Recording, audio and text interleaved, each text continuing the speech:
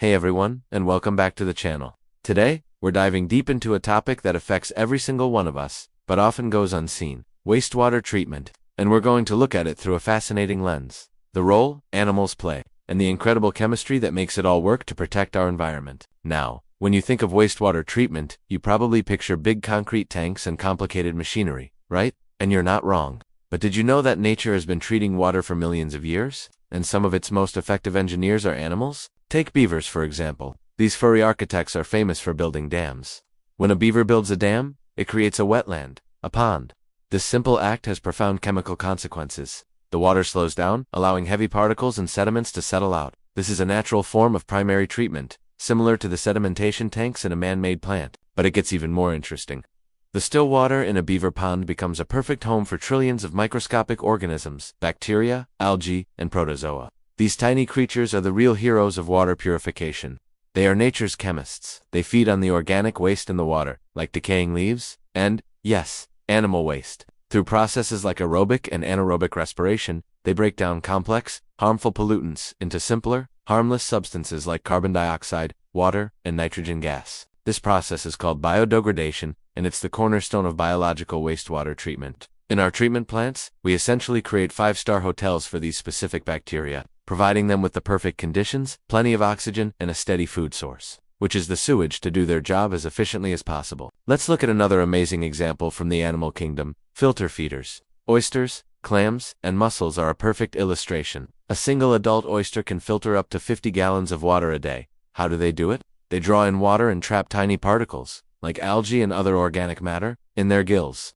This not only cleans the water, making it clearer, but it also removes excess nutrients like nitrogen and phosphorus. Why is removing nutrients so important? Well, when too much nitrogen and phosphorus from fertilizers or sewage enters a waterway, it can cause something called eutrophication. This leads to massive algal blooms. When these algae die and decompose, the process consumes a huge amount of oxygen in the water, creating dead zones where fish and other aquatic life can't survive. So, by filtering out these nutrients, oysters act as natural guardians of water quality, preventing these harmful blooms and protecting the entire aquatic ecosystem. The chemical magic here is nutrient cycling.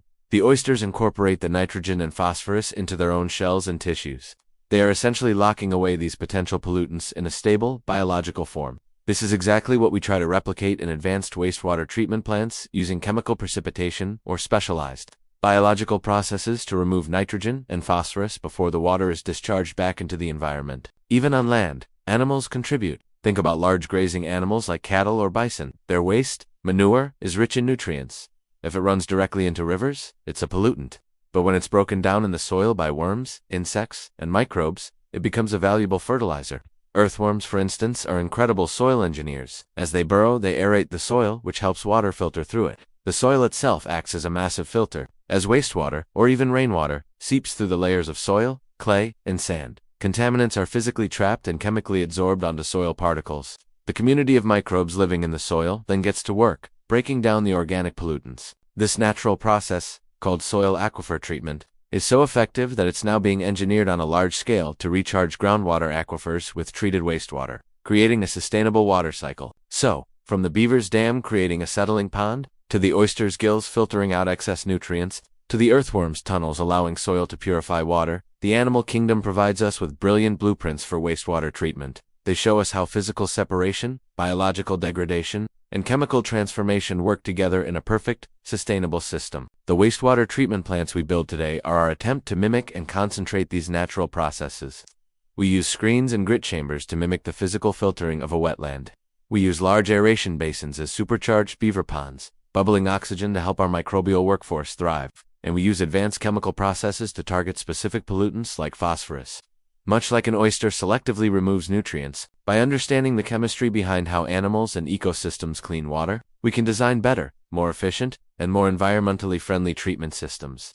It's a powerful reminder that the solutions to many of our modern environmental challenges can be found by looking closely at the natural world around us. Protecting these animal engineers and their habitats is not just about wildlife conservation. It's about protecting the very systems that keep our planet's water clean and healthy for all of us. Thanks so much for watching. I hope this gave you a new appreciation for the hidden chemistry of our world and the amazing animals that are a part of it. If you found this interesting, Don't forget to hit that like button, subscribe for more content, and let me know in the comments what other environmental science topics you'd like to explore. See you in the next video. Hey everyone, and welcome back to the channel.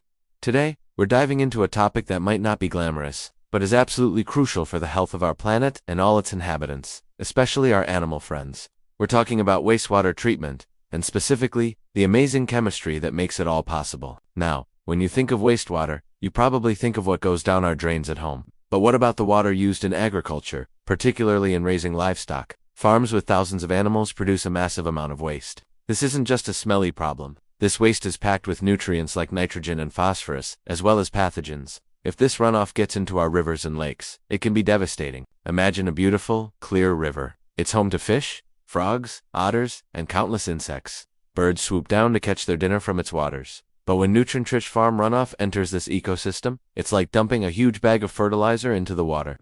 This causes a massive explosion of algae, known as an algal bloom. The algae grow so thick that they block sunlight from reaching the aquatic plants below, causing them to die. When this massive amount of algae eventually dies, bacteria move in to decompose it. This decomposition process consumes a huge amount of dissolved oxygen in the water.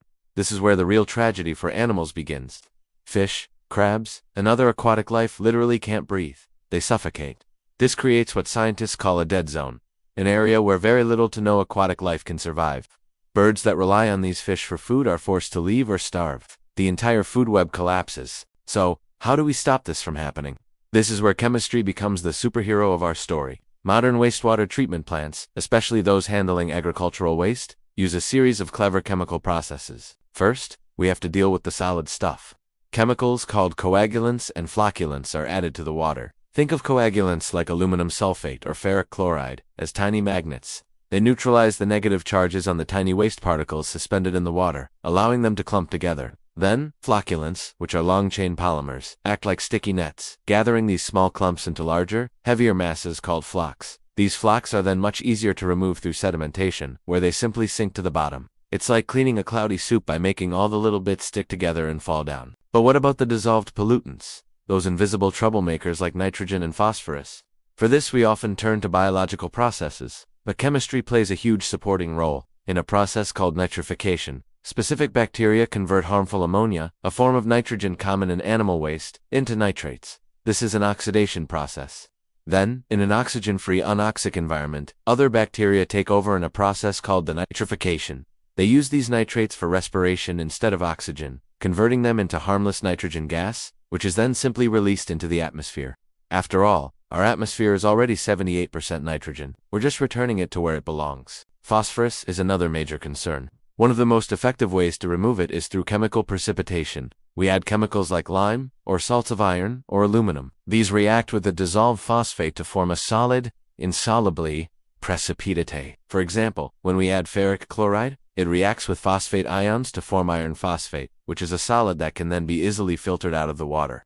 This process is incredibly effective, capable of removing over 90% of the phosphorus. Once these nutrients are removed, the final step is disinfection. We have to make sure any harmful bacteria, viruses, and other pathogens from the animal waste are eliminated before the water is returned to the environment. A common method is